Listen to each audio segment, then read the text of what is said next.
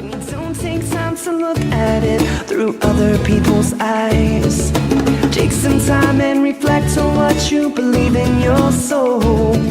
Cause that is the key to life. You gotta let the negativity go. Hello, and welcome back to the What the Fox podcast with your hosts, Lindsay Fox and Amber Ross. Hi, everyone. Today we are introducing Keisha Turner, our guest speaker, who will be here to discuss her business. It is a Black-owned business called Keisha Cosmetics, and it is a very important brand that we want y'all to learn more about, especially as we enter summertime when we are really into our makeup and looking fresh and ready to put ourselves out there in the dating world. Just saying. I mean, okay, maybe not all of us are putting ourselves out there in the dating world. I think Eric might frown upon that. I mean, but date night, date night. She's right. It doesn't have to be a new guy. It can be the husband too. Yeah. Oh gosh. Oh man, we're already starting off. You're gonna get me in trouble at home. I can see it. It's gonna be fine. Keisha, we're so happy to have you here. Thank you for joining us. I'm glad to be here with you guys. Yes. So Keisha, would you like to share just a little bit in terms of, we usually kick off by having people share a little bit about their stories with regard to where sort of like their foundational belief system was derived from in terms of like in terms of, think about building blocks, like how we put one thing on top of the other. We usually have a foundation, and then as we go through life and have life experiences, we can see how our beliefs were shaped and tailored into who we became as adults. And usually what we have found, particularly with entrepreneurs like yourself, there's usually some kind of epiphany or something that comes about, and it's like a game changer that shifts gears, where all of a sudden we go from like the space of self-limiting to beliefs to then finding your power, stepping into your power, and then developing an amazing business or having your story known to many. So we're going to start a long time ago and then move our way through the story. Okay. That is fine. Yeah, I love it. So Keisha has been really open and honest with us from the get-go, saying she's an open book. So we're here for it. So I guess for starters, can you share with us like a little bit about what you were exposed to with regard to relationships and what relationships look like for you, even from a young age, or, people grow up either in a single parent household or parents that are married or what have you? So I'm the oldest of six. And I grew up with my mom and dad in the household, very traditional. Mom stayed home with us and took care of the house. Dad went out and worked. And I saw a very healthy dynamic when I was growing up. But then, as I got older, I realized that my parents were human. I realized that, once they went through this divorce, like, okay, like they're two completely different individuals. Like, they like different things. And it made more sense to me as I got older why my parents split up. I don't think there's any love lost. I just think that, my parents had kids very, very young on and didn't get a chance to bond with each other. And I think as they went on in life, that nurturing part of that relationship wasn't there as much as it should be. And, it really made me change the dynamics of my relationships, because that was always quality time has always been very important to me. Like, we need to still date each other. We still need to spend time with each other. Like, I've seen what happens when that doesn't happen. And I really want to make a conscious effort to do that, in my relationship now. So, my parents are great. They're just better separate. So I feel you on that. That's the best way I know how to describe it. And I mean, I've had my mom and my dad in the household until I was 18. So, I mean, by that time I was going away to college and stuff. Of course, I had younger siblings who definitely were more affected because they were a lot younger when that transition happened. And it's harder to explain to an 8, 9, 10-year-old and stuff like that. Definitely. Of course. Me and my sisters are all a year apart. So, we were going to college like each year after. So yeah. That's incredible. And So. I remember when so for our listeners who do not know this, Keisha and I actually selected the same college for undergrad, and we Mhm. reconnected in undergrad because we were placed in the same dorm hall. Yeah. And I was like, Um, oh my God, Lucy, hey, I'm Like, like, hey, hi, instant I friend. know you. Yeah, no, it was nice. You know, it's nice to see someone that you have No, because prior I feel history like with. there wasn't a lot of people from our school that went there anyway. Like I think there was Right. just like a small handful, and Yeah, I I didn't really know agree. any of them though. And a Yeah, good thing, one thing we skipped over, the three of us went to high school together. So yeah, that reconnection happened shortly after leaving our high school. Yeah, yeah, right. And so, and Keisha, frankly, like I would see you on campus a little bit here and there, and I remember that yeah. your parents were even together during the like Mhm, orientation process Mm, for undergrad in college. And so it's interesting to hear you share that your parents got divorced shortly thereafter, because you said it was mhm. whenever you were 18. So to Yeah, think about that, you really did have in terms of your personal experience. I mean, obviously your siblings, your five younger siblings had probably a very different experience, but for you, yeah. you for all intents and purposes saw a pretty healthy dynamic for your entire life up to that point. And I think I it's, did. Yeah. yeah, I think it's pretty, it's nice that you can hold space for the fact that just sometimes people grow apart. hmm And I feel like Mhm. we don't really have that role modeled in our society very much, frankly. Just in the sense that Yeah, you can, yeah, you know what I mean? Just in terms of like holding space for the fact that sometimes it's just that mature approach of saying we're just not good together and it's okay for us to go our separate ways. Um, yeah, yeah. so I remember when we were in school, I would see you around and then all of a sudden I didn't. You weren't. Yeah. You just kind of pieced out. So what happened? So my parents were really it wasn't the best divorce. Very difficult to go through. I also grew up in a very Christian, strict home. And so in my Christian faith, divorce is not something that, we just do. I was always taught to like work it out and stuff. So when I saw my parents actually get a divorce, my parents never really fought. So I think when it happened, I think we were all kind of in shock because we didn't see that other dynamic of Right. them having disagreements and stuff. Like Mm, I knew that if my parents had their door closed, they might be talking about something, but I never really saw my parents really like go at it with each other where I was like, oh my God, they just really don't like, you know what I mean? Like they don't like each other. It was Hmm. something that they kind of hid from us. And I think in some senses, the way that they were brought up, they were trying to protect us, but I think it ended up mm, kind of hurting us in a lot of other areas in relationships Oh, because keeping it almost keeping it a secret and not showing the flaws of the relationship.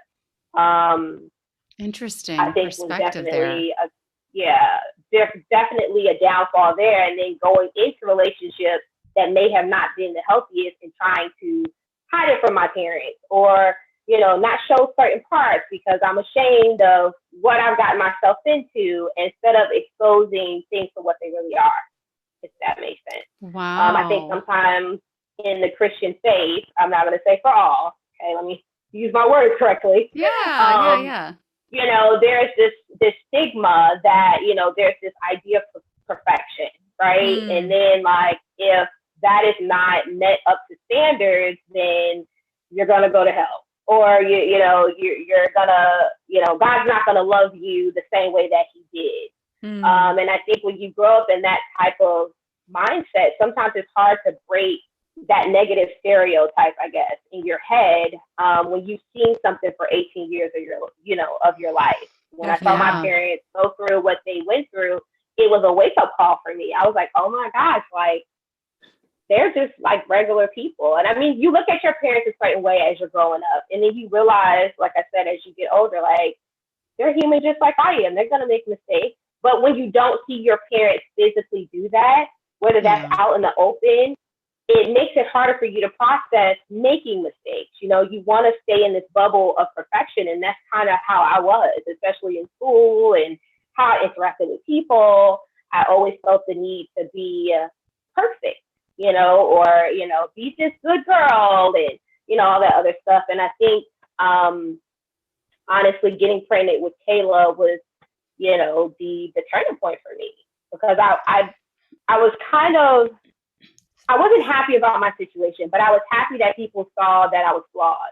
So And I then know just that might sound crazy, but no, I think it shows that you're human. And so just so our audience is keeping up with us a bit, I think what they're learning now is that the reason why you disappeared at that time at school is because you got yeah, pregnant, because you got pregnant at a young age.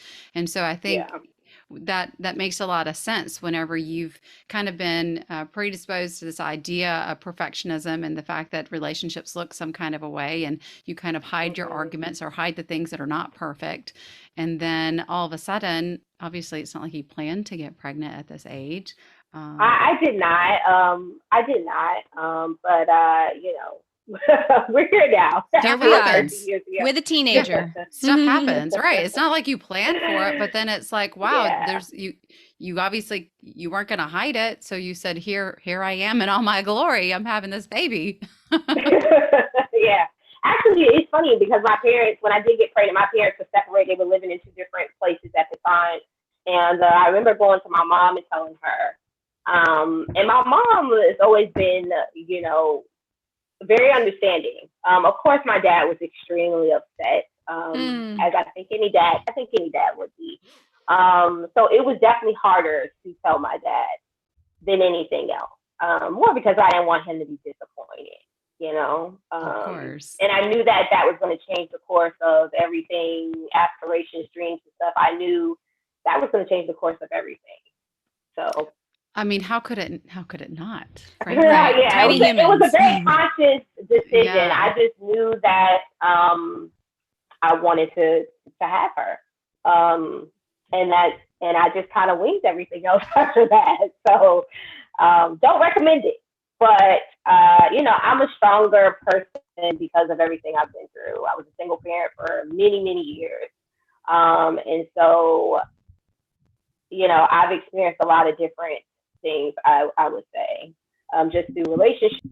So you mentioned that you were a single parent. So I'm kind of wondering, at any point, had you been dating throughout this process in terms of, and I don't mean to probe too much about, who is the father of said child or what have you, but it's like, what was your dating life throughout all of this time? So I did date casually, but when I say casual, I mean like very casually, like go out to eat, that's it. I mean, that's it, literally, for a while. When Kayla was about 3, I ended up getting back, with my ex-boyfriend. And we stayed together for 3.5 years, and that is Ryan's father. So this is baby number 2's father. Is that what I heard? Yes. Okay. Yes. And when you said ex-boyfriend, this is an ex-boyfriend who you dated prior to baby number 1. Is that right? Yes. I'm just saying baby number 1 versus 2 because I don't know if we said names or not yet. And I want to make sure our listeners are following. So Kayla has a different father than Ryan. I did backtrack on both of my exes. However, one of them is working out. No. Oh my gosh. However, one of them is working out. I love that. Yeah, so one of them's working out. So what ended up happening with Kayla's father, he already had a daughter when I met him. And then, he was young too. I was 19, he was probably about 22. So this is your first child, Kayla, was with my present day boyfriend now. I know it's complicated. I know. No, we can keep up. We can keep up. Yes, we are going to have a little love triangle to dissect here. So we, shortly after I found out I was pregnant with Kayla, we split up, decided to do the pregnancy by myself and, just take on my responsibility. And that was basically that. And then, like I said, probably about when Kayla was about 3, I reconnected with my ex. And he actually was living in New York at the time and had been reaching out to me for quite some time.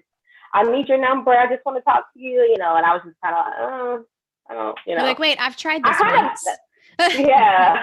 This is familiar. And honestly, I think the dynamic with my ex was that we had been friends for so long. Like, he actually took me to, my high school prom.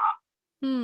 don't know if you remember that, Lindsay, or not, Wow. but yeah. So we Wow. have prom pictures together. So, but at that time we were just friends. And so I Yeah. think when we reconnected, it was just really on a friend level. It ended up turning into a relationship, but that was never planned. And then that Yeah. that Well, there's that a level of relationship comfort. lasted. Yeah, Yes. I mean, especially, let's be honest, right? When and Amber's married to her high school sweetheart. I mean, Hmm. so, Oh, okay. I mean, Okay. yes, I don't know if you knew that or not, but Amber No, married no, her I high school didn't. I sweetheart. didn't. But now I know. Yeah. So, I mean, it goes to show, I mean, there's a level of comfort and familiarity and like a Yeah. feeling of home when you do Mhm. reconnect with someone from your past like that. I mean, I can Yeah. definitely relate to that in elements of my personal story for sure. And I can see where it would be Yeah. really easy to, you know, fall into some of those prior patterns because it's just so Yeah. comfy, you know?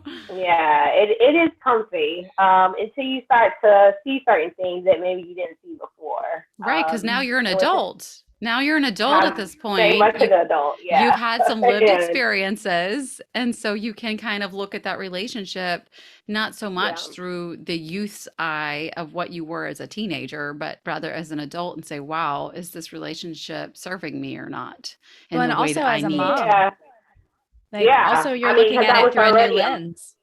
yeah, and it's definitely different when you're by yourself compared to when you have a child to think about. The biggest thing with me, having a daughter was that I wanted to show her healthy relationships. Yeah. And what that looked like was going to probably be different than what my parents showed me, because my parents were together up until, like I said, until I was 18. Not the same dynamic for her, with her father being outside of the household. Hmm. Um, so it was important to me that whoever she was around, treated me good, and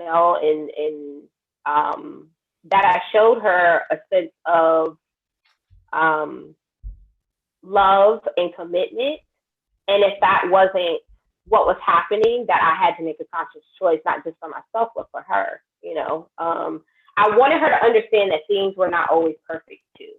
Mm. And thankfully, at the time that me and my ex decided to split up, I mean, Kayla doesn't remember any of it, which is great. But we grew apart, and the relationship became very toxic, especially after I found I was pregnant with my son, Ryan. And at that point, I was still in school, and he was pretending to be, like he was treating me very well to everyone Mm. else, but behind closed doors, that's not what was going on.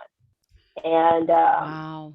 sometimes you don't know that you're being emotionally abused in some way, by the things that that person is saying right away. Like, that you're starting to feel a certain way, right? But like, if this is your Right. first time, let's just say, in an abusive relationship, you don't, like, you're not consciously like, oh, okay, like, this person is narcissistic or this person is abusive. Like, you don't Hmm. start to figure Well, that out until later on down the line, and that sure. really started to show I think it's also once. important to emphasize in this point of your story, though, is that again, when we are with someone that we identify as familiar and comfortable Right.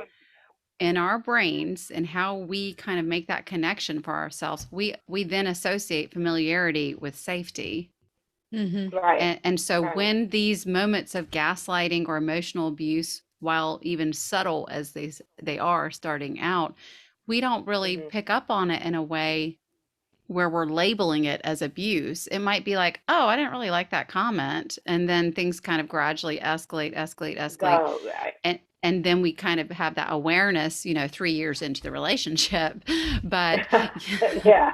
right? I mean, but it's very Yeah. different because in a even through like an adult lens, when something is Hmm. familiar, it's very easy for us to mistake it as being safe. And so I can understand, and I can also relate to that part of your story as well, just with my Hmm. most recent relationship and how it can be very easy to kind of get the two mixed up. and believe and want to believe that someone who loves you and someone that you love would never do those things to you. So Right. Right. I can appreciate where you're coming from. So where did that shift where you started to realize, no, this is not okay, and I don't want my daughter to have this as an example? Well, there were a lot of things that happened, but I think that the biggest thing is that even after having, I did the pregnancy mostly by myself. Like, he did not feel a need to be where I was during the Mm, pregnancy. So this is the second pregnancy I end up doing wow. by myself for the most part. Granted, my parents were there; they were supportive. My mom was there. I stayed with my mom all of my pregnancy. I mean, I tried to like move out and like have my own place, but I was struggling, at the time. So I ended up staying with her. But even still, it just there. Like I said, there were a lot of things that happened, but I think I got to a point where I emotionally was not okay, and I think at that point I was like, I got to change something. I got to change my environment. I got to change what's happening here because Yeah. this is not healthy for me, Um, and that's what I did. Did your So faith play into this at all? Just out of curiosity, you mentioned how important your faith was at the beginning of mhm. this when we were talking just in terms of your upbringing.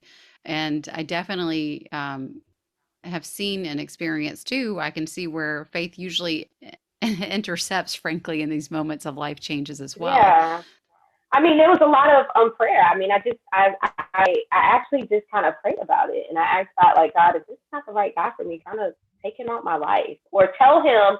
Like, I think I was so attached to the idea of us being together because we had been together for so long Mm, that I needed some type of release from it, and I Mm. specifically asked God for release from the relationship, and He actually came to me, sat me down, and said, "I'm not ready to do this. Like, I want to be on my Oh, own. I wow. want to do my own thing." Like, maybe a day or two after. So, wow. um, Talk about And you're like, kind um, well, words. so for me, it was like it hurt me, but I Of course. understood, that was what needed to happen. And my son is 7 now, so Right. So that, I mean, we obviously things this took have, place yeah.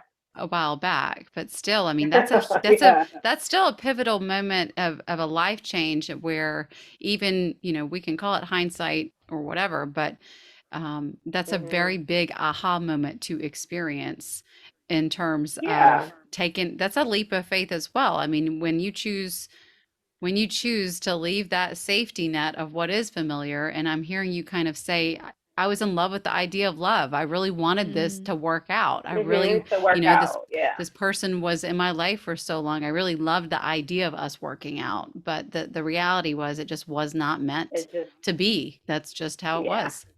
Yeah. Yeah, And I mean, it's a hard pill to swallow. I mean, I think once a kid is brought into the equation of any of relationship, course. things shift, things change. And Definitely.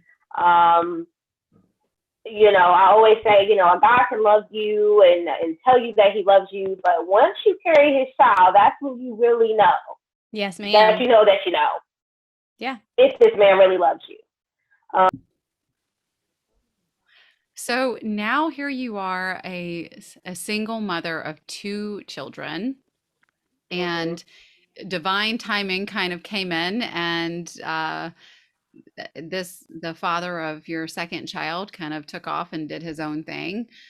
So at Mhm. this point, did you remain kind of on your own and kind of doing your thing for a little bit? What did those next few years as a new mom of two look like? So I stayed single for a while, a good couple of years actually. It's I dated probably here and needed. there. Yeah, it was probably Yeah, but needed. I was at a point where I was like, I need to just love on myself. So by the time I Yes. decide that I'm gonna go back into a relationship, that I would be 100% full, full of love, full of the things that I actually want to do with my life and not focus on anybody else but my children, and just creating the best space for my children that I could, on my own. And that's exactly what I did. I finished school, um, Oh, and wow. and Good for finally you, Yeah, by graduated the that's from way. amazing. college.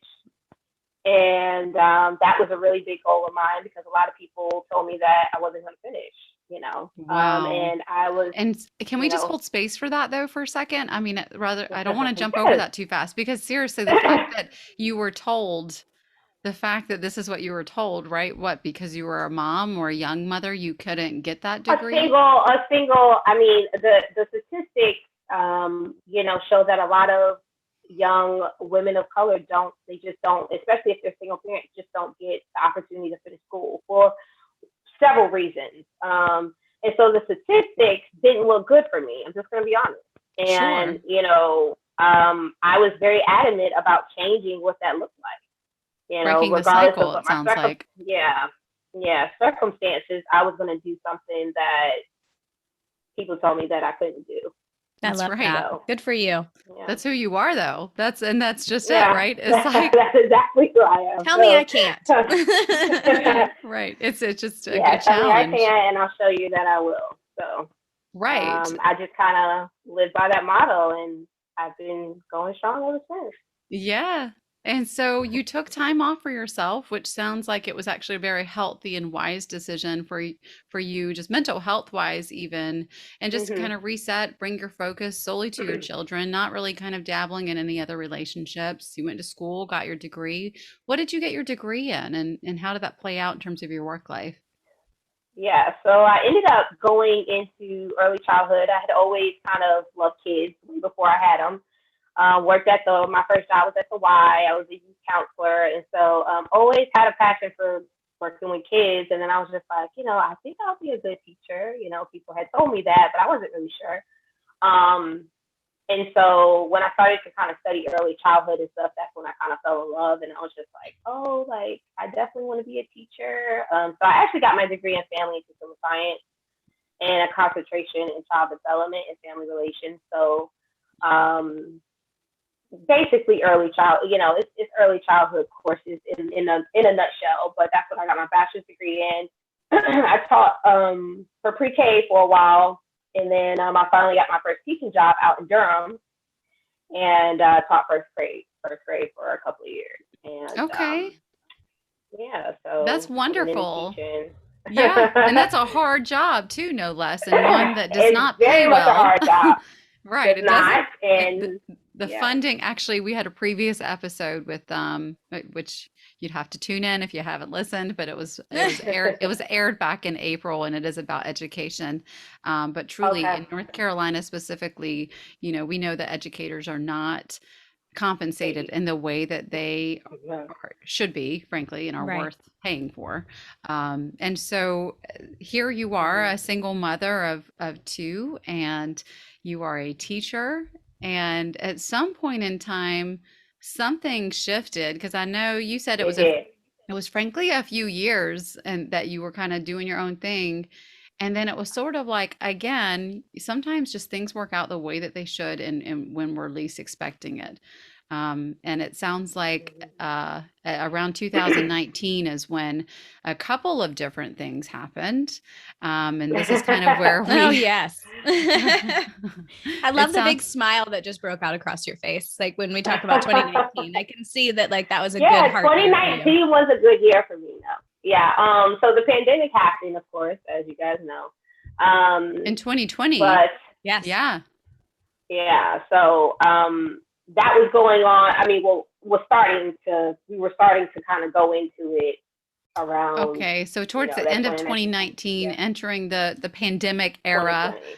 you Okay, had goodness. there was a few things that So, happened though that kind of sparked a business idea for you and some things shifted in mhm. your love life. So I would never recommend this, but this is just the honest truth of what happened. One day I woke up. I was in, I think, probably like my third year of teaching at that point, and I woke up and I was just really exhausted. Like I was exhausted from going to work. I was exhausted from teaching. And don't get me wrong, I've always, like I said, loved kids, but trying to be present for my children and trying to be present for the children that I was teaching was extremely difficult. And I think I did it for as long as I could, but I think I got really, really burnt out. And I was making a little bit of nothing at that time. And so I just decided to take a leap of faith and quit my teaching job. I would not, like I said, I would never Wow. recommend this for anybody, but I just made a conscious decision. Like I was like, this This is isn't not it. going to make me happy in the Yeah. long term. Like, I don't know. I felt like God was kind of pushing me in a different direction. I didn't know what the direction was at the time. But you trusted So it. I trusted But you it enough trusted to it. say, okay. So I literally probably went about 5 or 6 months, no job. And Wow. just like a lot of praying, a lot of soul searching. And then I finally came up with the idea for the cosmetic line. Wow. And I mean, holy, I'm just like, wait, wow, wow, wow. Like you're moving yeah, through this. I'm just like, whoa. I mean, you were a yeah, no, it's teacher with definitely, a stable job and said, I am mhm, feeling called to a different direction and I am going yeah, to quit my job now because I'm choosing faith and trusting everything's going to work out because so far that's historically it's kind of shown you your patterns here hmm, of like, all right, things are going to work out. So this was a yeah, huge leap of faith on yeah. your end. This was a extremely huge leap of faith on my end. I mean, you gotta realize I was still, I mean, I was living on my own, had my kids and single parent still, like it was definitely outrageous for me to do. And you said this So is you said like this was like a soul searching moment of like 5, 6 months, and then you came up with the idea of I'm gonna launch a cosmetic line. But where did that idea yes, even come from? Like how did that even come about? so I have always been into beauty and fashion since I've been a little girl. I actually wanted to do hair. I wanted to be a cosmetologist when I first went away to school. However, my dad told me, like, no, you need to focus on like a regular career, like a nurse or a doctor and stuff, because that's what they were kind of, like my parents were taught to kind of get those generic jobs. Yeah. And it was just like, Hmm. I did nurse by no means. I don't want to offend anybody, but I'm just saying, like a nurse and a doctor, a lawyer, A Like the those are the things teacher. socially that were, acceptable careers. yeah, social, Like, yeah, right. yeah. And so when I went into UNCG, I actually was on the nursing track, but I just realized I was like, I don't want to do this. I don't even like. I'm not interested in this. But I really wanted to do something. I wanted to go back to my roots. I wanted to go back to the thing that I really loved, and that's where that soul searching came in. Like, Keisha, what's the thing that's always kind of made you happy that you could do and not get paid for? And that's when I was like, makeup, and it was just kind of like it was just like an epiphany overnight. And I just the ideas just started to kind of roll. And I mean, now I'm 2 years in to my business, and I mean, I've been extremely blessed by the Yes. things that I've, Yes, I the think, and things we're gonna get that we'll definitely get to that I have. point, but I just want to rewind a bit because I felt like Okay, there was actually a really I know it's a important lot. moment. There was an important moment though that I really want us to be able to hold space for with regard to your daughter and the motivation of how this cosmetic line even came about because there was a Hmm. really special slash kind of heartbreaking but pivotal moment Right. at the store that made you sort of say, wow, I need to really look into this. What happened with your daughter and how was she an inspiration Okay. for Yeah. this cosmetic line? So, me and my daughter would, shop together. That's just what we do. That's our thing. And she's probably about 6 at this time, honestly, like a 6, 7-ish. She got So her she's, mama sass. definitely personality and all that. And shopping in the store, and then her going to the kids section and like looking at the purses and stuff. And she's like, "Mommy, how come I don't see anybody that looks like me?" And Mm. it hurt me, but I was just like, this has been going on for years. Like, Why seeing doesn't somebody anything, that, she yeah, asked, why why doesn't did, anything look yeah. why doesn't anything, look like me, or how come I only see other colors, is what she Yeah. would Mm. say. Yeah.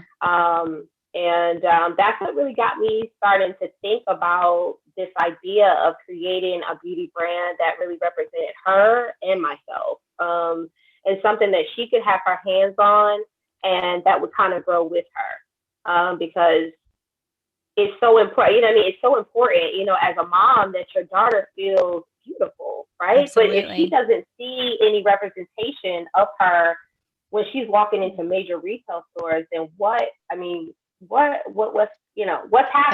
You know what I'm it's saying? Because there's some six, kind no of, less. At 6 or 7 years old, yeah. for her to notice that. I mean, I hope the Yeah. parents that are listening to this are like, hello, red flag alert, because that's a big deal that I don't think parents are tend to understand, like how perceptive children Hmm. are. But at age 6 or 7, for her to notice that and say, Mommy, how come there aren't any things out? Why isn't there anything out there that looks like me? I mean, Yeah, yeah. I mean, I think very powerful. she's always been extremely smart. I'm not just saying that because she's my daughter, but she is. She's always been very smart, a little bit ahead of her time and her thought process. So, it did really spark the business, and my whole mission behind it, and bringing more representation of minority women into that beauty arena. Because for a long time, we're just now really starting to see Black-owned brands in places like Target. That wasn't Yep, happening a couple of years ago. you're And, right. um, representation matters.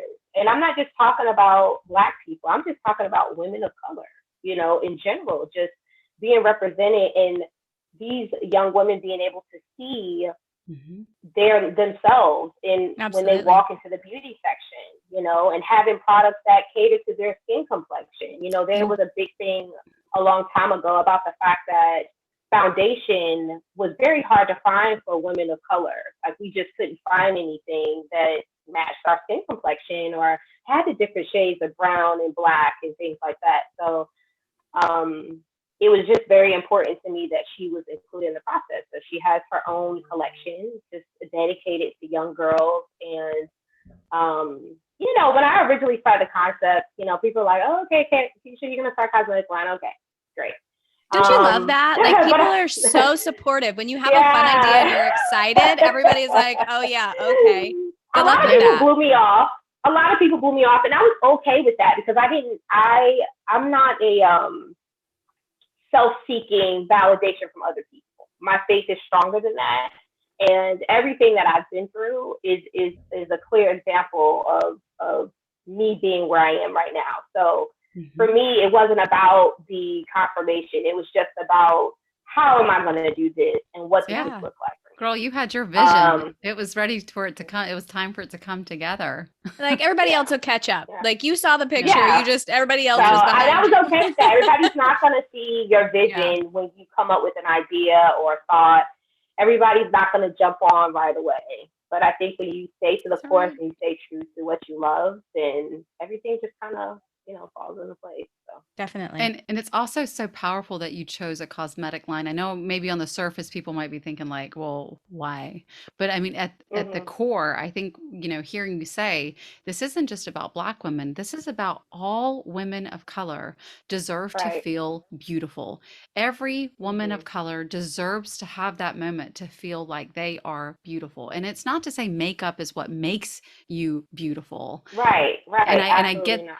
right. I mean, it's about being offered the opportunity though. Mm, And I think that's just it, is that so often we see so many Hmm. different people of color being deprived of opportunity. And Right, this is just so it's a small but massive example of how it was overshadowed for so long, in the sense that right, there's so many people that have kind of been left out of this market, where there weren't product lines geared to women of color. And for you to be right. inspired to do this by your daughter, who was 6 7 years old, kind of Hmm. planting that seed of like, mommy, what about girls like me? That's Right. just, it's so beautiful. It's truly such a beautiful story, Oh, because thank it's you, like that Lindsay. just, I mean, think about that. It lit you up with motivation, where it's like people were gonna throw shade or kind of like, yeah, okay, Keisha, okay. And you're like, it's okay, Yeah. y'all catch up. I'll just let you know. And so actually you're only 2 years in and have been incredibly successful. So can you tell us about some of your Yeah. success? Because you were selected for some incredible opportunities. So our first year in business, we got the opportunity to sell our products out in Manhattan, New York, and I don't know if you know this, Lindsay, but that's where I'm originally from, is New York. Long Island, New York is where I grew up and stuff. And So I actually New York is my home. I remember Yeah. seeing your product line whenever you were like showing, you had like photos of like you in front of Oh, your yeah, product yeah. line in New York. And I was like, oh my Mhm. gosh, she's really doing it. So that was such a blessing and a great experience for us because Manhattan, New York is the area of, I would say, one of the top areas of fashion and beauty. So I felt like if it Absolutely. would thrive there, it would thrive anywhere. So it was really just a test to kind of see. That's a completely different market. So it was a test to kind of see, do I really have a good idea or not? Hey, You know what I'm saying? you were doing your market research, but landed a phenomenal market. So that's amazing. So that was great. And shortly after that, I got the opportunity to be a part of this year-long program with Ariel Warren in Target. It's called Target? the 100K. Yes, Target, as in like Target, like the big Target, like the big like Target. the Target. Yeah. I just want to make sure our listeners. I just want to make sure our listeners heard that. Like you got That's some type of amazing. a Target. I'm Yeah. sorry. So. Keep going. Keep going. It's just I want to make sure people understand. Y'all hear like her Keisha Cosmetics is available at Target, y'all. 2 years into No, it's business. not at Target. No, it's not at Target. I want to. Keisha's like, wait, not yet. It's coming. Not yet. not at Target. Basically, what the 100K incubator was with Ariel Lauren and Target. Our Target has partnered with Ariel Lauren, and we learn all these different tools and stuff of retail and what retail kind of looks like. So we had a lot of Zoom calls and stuff with the Target, the back end of the Target employees and things like that could teach us, what kind of funding do you need to actually be in a physical store? What does that look like? What's the process if you want to be in retail? And all the logistics behind that. So I was able to network with some amazing Black-owned, women-owned businesses, and that was a great experience for me. I do not have my stuff in Target, guys, but I did learn a lot. Not yet. But I did learn a lot through the process. And it's a selection process. So you basically have to apply for it. And then I was really shocked to hear that she reached out to me. And it was 100 businesses that she chose out of the application process to kind of go through this accelerator program. So there's a lot of different business accelerator programs I'm sure you guys maybe have seen or know about. But basically, the idea of accelerator program is just to give you kind of the the skills and the tools that you need to make your business successful. So things that you probably would have never known or had access to gives you that access in, these business incubators and things like that. So it's building a solid foundation. That's amazing. Yeah. And a legacy. It gave me a lot of training. Yes. Now, so when you were sharing that earlier, I'm going to rewind a minute. The fact that your daughter inspired this business, and you mentioned that it's something that can grow with her. In my mind, I'm seeing like this incredible legacy that you get to gift her in her life to not only say like, look at what's possible when you put your mind to something. Look at what's possible when you like show up and do the work and not let other people impact your ability to dream and your ability to have a vision. Like you are walking the path to show her not only the healthy relationship, but also like, I'm going to make space for my vision and I'm going to make an impact on this world. And we're going to do this together. Like that's like, I got goosebumps when you said that, because I thought, heck yeah. Like that is it. Like as a woman, as a mom, as a woman of color, like all of the things, like just awesome. I'm not at all surprised that they chose you for that accelerator program, because whoever was looking at that list of businesses was like, this one, like this one right here needs to come through the process. Yeah, I mean, I think it's great. I think it's great that people are able to share my vision and hear my story. My goal has always been to impact women that look like me and women that don't, and share my story and inspire others to pursue their dreams and their aspirations more than anything else. because that's important. You only get one life to live, so Mm. I always say you got to live it to the fullest. You got to do what you love to do.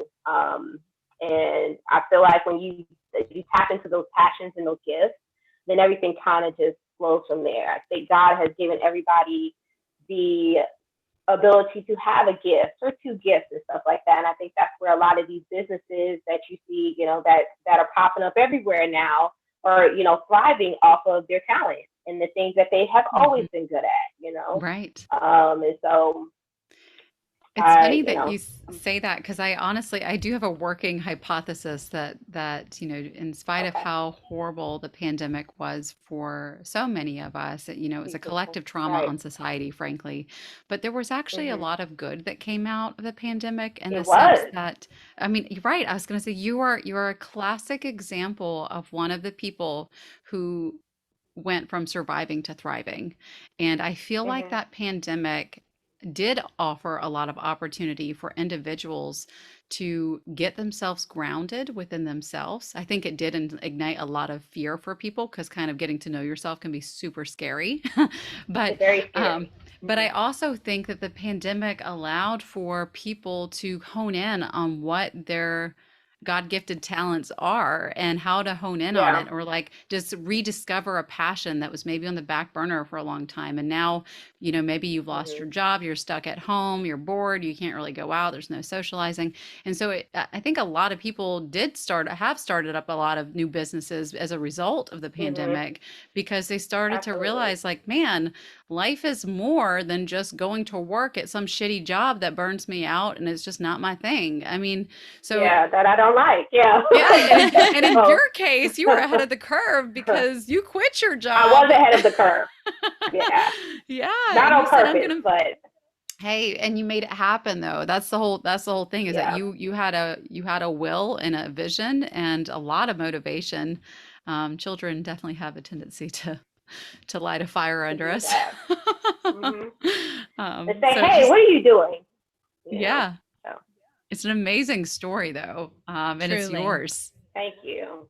So, I where do appreciate things that. kind of stand today, and what would you like our audience to know about your brand, or where to find Keisha Cosmetics, since it's not in Target? I'm sorry I Yet. misspoke on that earlier. It's not in Target That's yet, okay. but I actually That's do okay. believe that the opportunity is coming. So, we're going to manifest that.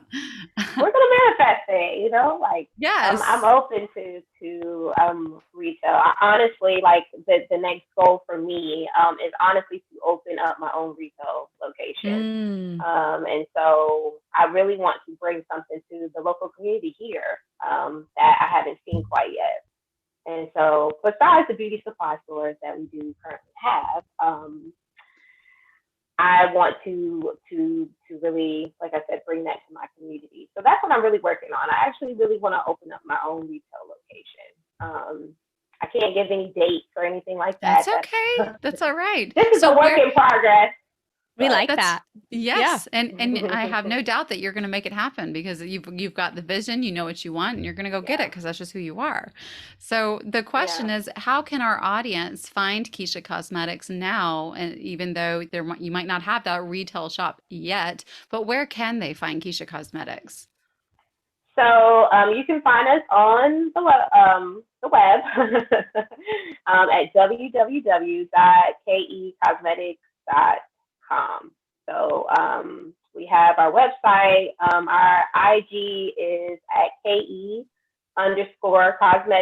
and then on Facebook we're at Keish Cosmetics, which is KEISH Cosmetics. So Wonderful. So yeah. kecosmetics.com. Y'all heard it here on What the Fox, guys.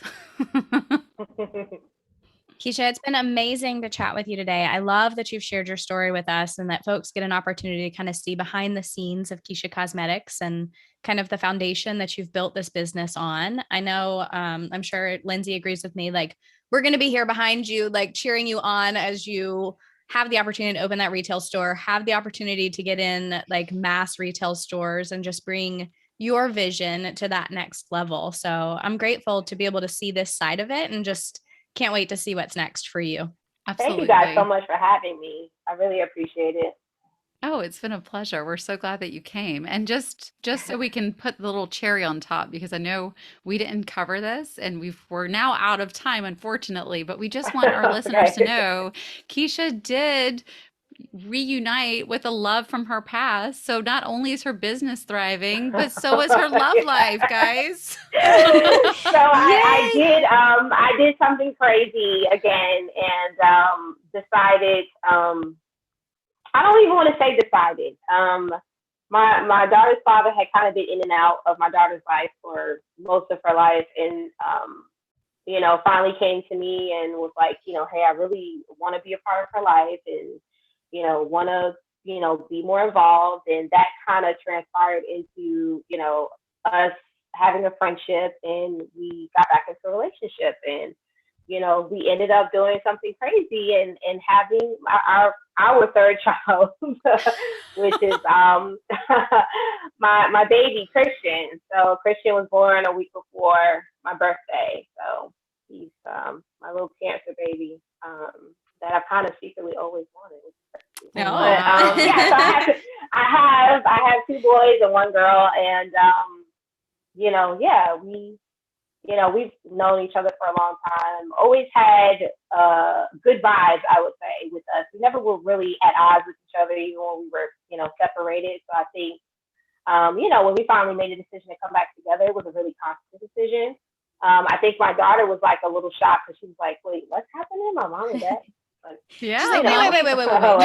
they're getting back together, I mean, so look at, from her perspective, she says, Mommy, I want a cosmetic line that matches me. And she not only gets a cosmetic line that matches her, but she also gets her has dad. mommy and daddy back together. So it's just such a cool story, though. It really, like, start to finish, the whole thing is so Well, start to special. present. Start to present. Yeah, That sorry. story's not done yet. My bad. Not No, done yet, Lindsay. No, you've got work to do, my friend. You're right. Thank you for correcting me. You're absolutely You're right. welcome. But it's just it's true though, because just to think about where you started in all this, and especially in hopes that your story inspires others, especially young moms or teen moms who are thinking, "Oh my God, I don't know how I'm going to get through this." This is an impossible situation to navigate. And then to look at where you went from a teen mom to a CEO who is happily involved in a healthy relationship and have three beautiful, healthy children. So it's just an incredible story. And I hope that people hear your story loud and clear and understand that anything is possible. Definitely. Yeah. Well, Keisha, thank you guys. so much for Thank joining. you. And to our listeners, don't forget to subscribe and follow What the Fox podcast. And we will see you next Tuesday. Bye, y'all. Bye, guys. And we all sing, everything is gonna be just fine. It's gonna fall into place. The sun is gonna set on your terrible day.